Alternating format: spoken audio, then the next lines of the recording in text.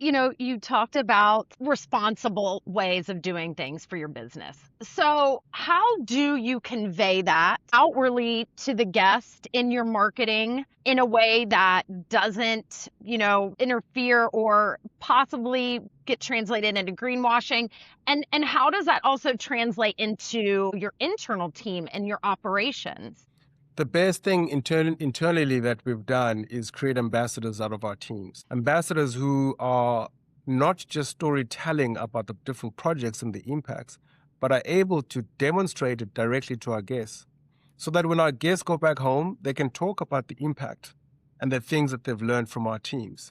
It really starts internally. And if you can achieve that internally, the external comes natural. Yeah. The fact that we've partnered with some of our trade partners specifically to raise funds for specific projects, we demonstrate those projects, we showcase Oh. those projects, and we actually measure the impact too.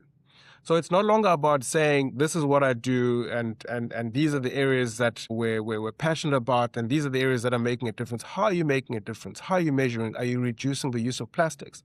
Are you making sure that you don't introduce chemicals in a very environmentally sensitive area? Are you employing locally? Are you making sure that you empower your own staff by providing opportunities for them to actually excel and grow within the business? Are you managing your waste properly? All of these things, you have to put measures and matrices in place that you can provide data to talk about the real impact that you're doing.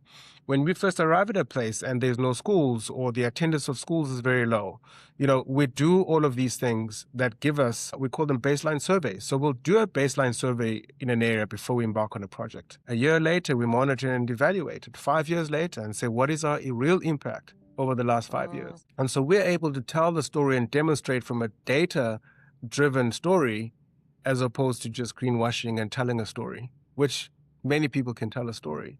But to tell a story that's factual, that's data-driven, makes a very big difference.